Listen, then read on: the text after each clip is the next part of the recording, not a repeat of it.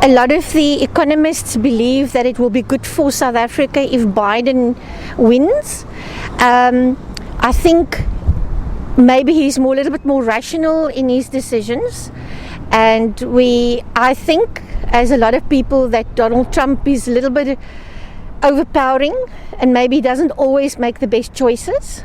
I think it is also not always thought out well. For South Africa, it would be better for the Democrats to win because of the trade policies that will be more in favor of South Africa.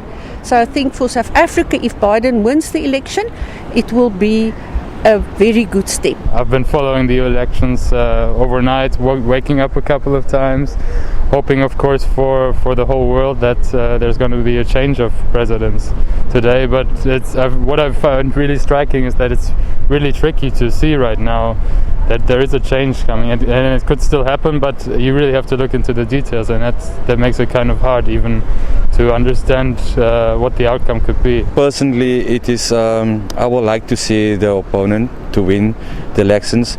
If you look to Donald Trump, if you look to South African politics, the Democrats, it is clear that Donald Trump have some other ideas and stuff like that. So for the United States itself, if you look to the economic situation there, what's going on there as well.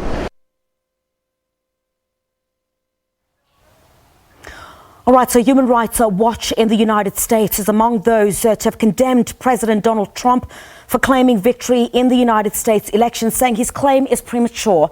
So the Executive Director of HRW, Kenneth Roth, says the vote count continues and there's no winner yet. So Roth says world leaders should wait for the democratic process, particularly given the time local officials need to count the large number of mail-in ballots. He also said they should ensure that every vote counts. Trump has also been criticized for saying he will challenge the results in the Supreme Court. So live from Washington now, we're joined by Human Rights Watch Executive Director of the U.S. program, Nicole Austin-Hillery. Nicole, very good evening to you. Thanks indeed for your time. So Human Rights Watch describing as premature Donald Trump's claim of victory. How dangerous are such statements in an election which has clearly been closely monitored around the world? It's very dangerous. It actually undermines the electoral process in the United States. Look, what is most important is that every vote is counted and that it's counted accurately and fairly, and that we get a result that reflects the will of the people in the United States. Language and rhetoric, like Donald Trump offered last night, simply goes against that grain, and it simply undermines the political and electoral process, and it undermines the will of the people. It can't be tolerated and shouldn't be tolerated. Nicole, so while there is no result yet, do sentiments like this create the potential for violence, given that already there are aspersions that have been cast on the credibility of this election? You know, I give the American people more credit than that. I think people understand and see a dog whistle when one is put out. I think people recognize that this president is one who has shown himself to resort to all kinds of acerbic rhetoric and means to try and ensure that he gets reelected. And I think people see through that and understand that. I have to tell you, I was working on election issues all day yesterday and working with national partners across the country. And what we saw was that voters were calm at the polls. There was very little voter intimidation. And I think that's what overall the American public wants to maintain. I think people want to see the votes counted. I think they want to see the results. And I think people want to try to avoid violence and any kind of uprisings. Even protests that were going on in Washington, D.C. last night were peaceful protests where people were gathering simply to say, let's let the process play its course and let's count every vote. That's what we're hearing will happen again today in the Black Lives Matter Plaza in Washington, D.C. People want to gather peacefully.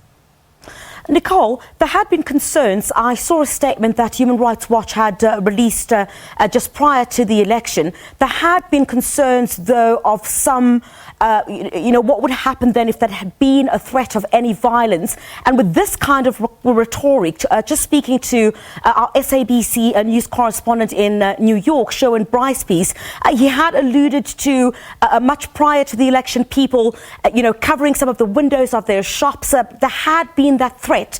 I ask this because I guess the concern over issues that have been raised about the credibility of the election, while there may be peace at this particular point, there could be those kinds of concerns that could be raised as a result of the rhetoric that is now in the public sphere. Businesses are preparing. People are preparing. And that's what you do. You make sure that you are prepared to deal with any outcome that may present itself. And that's what you see happening in the United States. So everyone wants to make certain that if there are issues that arise, they're able to deal with them, but no one is necessarily expecting that that will be the outcome and that will be the case. And again, what we found over the last 24 hours is that those precautions have been taken, but they have not come to fruition. They've not needed to be used. And we're expecting that to continue. Again, everything that I'm hearing from national coalition partners, people who have grassroots campaigns across the United States working with community members, is that people want to simply stay calm. They want to exercise patience, and they want the voting process to continue and ensure that every vote is counted. Yeah. In addition to Donald Trump, declaring a victor in this election, I know Human Rights also criticized him for saying he will approach, the Supreme Court. Has this the potential to cause some kind of dissent? It certainly has the potential to cause some dissent. Look, there's litigation underway in the Commonwealth of Pennsylvania. The Trump campaign is talking about potential litigation in some of the other states where they're still counting votes, such as Nevada and Arizona. So we know that the court system is there and it's available, and that lawyers for both campaigns will utilize those mechanisms if and when they think they need to. But for right now, all eyes are on those swing states like the Commonwealth of Pennsylvania, like Michigan, like Wisconsin. And the focus is really on making sure that those secretaries of states and those governors can oversee a process that will ensure that we have an accurate counting of the vote. And in fact, I think there's less rhetoric and talk about litigation right now than maybe some would have anticipated. So really the focus right now is on counting those votes. Once those votes are counted, I think we might anticipate more litigation based on the outcome. But for right now, there's really little to litigate about until the count is completed. Human Rights Watch Executive Director of the US program, Nicole Austin-Hillery, thank you very much for taking time to speak to us here on SABC News live from Washington. Human Rights Watch, one of those institutions condemning President Donald Trump, declaring victory, while the votes, of course, are the vote counting itself is still taking place.